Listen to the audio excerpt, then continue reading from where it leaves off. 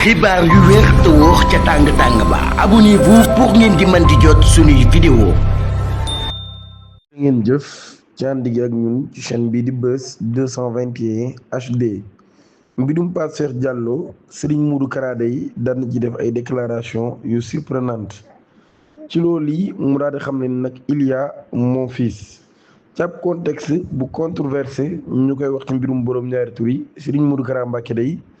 daan nay def ab déclaration de choc ci passage bi nga xam ne doon na ko amal ci TFM daal di souligner importance bi nga xam ne nag daal empathie daan na koy am daal di évoqué nag daal Pape Cheikh Diallo doomam la te impliqué na ci mbir mi moo tax mu daal di woon nit ñi nag daal ci ak dal waaye tamit ñu daal di jéem a comprendre ci li nga xam ne moo di critique yi. moom débat bi nag daal daan nay wax la débat autour de la question des homosexuels nee na loolu yi day maanaam lu bees la ñu indi ko ci espace public bi. en lien avec l'affaire Pape Cheikh affaire bi nga xam ne kon moo impliqué Pape Cheikh Diallo dañ koy invité ci émission Faram Facce nag diffusée sur la TFM sëñ Modou Kara Mbacké daan na joxe position am ci boobee la mbir mu ni nag daal nañu appliqué li nga xam ni moo di empathie de Serigne Touba. nag daal man mi sax nekkuma di topp débat bi ci mbirum borom ñaari tur yi waaye maa ngi dégg ñu koy wax daal di préciser que nag daal kenn ci ay doomam di Pape Cheikh Diallo suri nañ ko ci mbir mi. ci intervention boobee nag muy woote ci ak dal waaye tamit ci yërmande muy empathie boo xam ne dañ ko war a am mu jàpp ni waruñoo exposer publiquement faiblesse su ñeneen ñi maanaam kon nag daal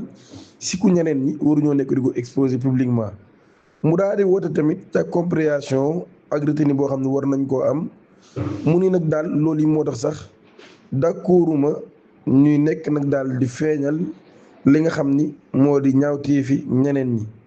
Au-delà d'affirmer, il confie d'adopter une attitude de compréhension envers les personnes concernées maanaam ñu jéem a comprendre nit ñi nga xam ne ñoom la mbir mi concerné par des accusations ou des débats publics daal na évoquer tamit la notion de vie privée daal déclarer nag daal ki nga xam ne dafa nekk ci vie privée am di nëbbutu pour tux yàmba wala sax pour naan sàngara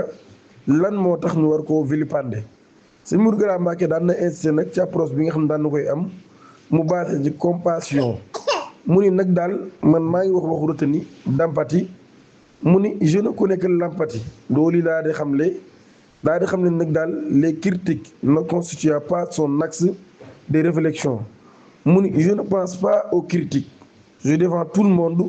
c'est l'humain qui me préoccupe maanaam daal nee na moom xalaatul ay critiques ak yooyu waaye ñëpp lay défendre moom doomu aadama ci boppam moo ko ñor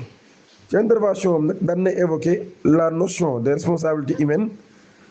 en affirmant mu ni ñun ñii day nous péchons jour et nuit maanaam dañuy def ay bàkkaar suba ba ngoon wala boog suba ba guddi waaye day bu fekkoon ni yàlla daf ñoo topp ci loolu man ñoo rey ñun ñëpp te pourtant day moom moo ñu moom loolu yi day kàddu yoo xam ni Cheikh Modou Kara Mbacké Noreyni moom moo ko daal di xamle di ñaan ngeen abonné activer cloche de notification bi te aimé vidéo bi jërë ngeen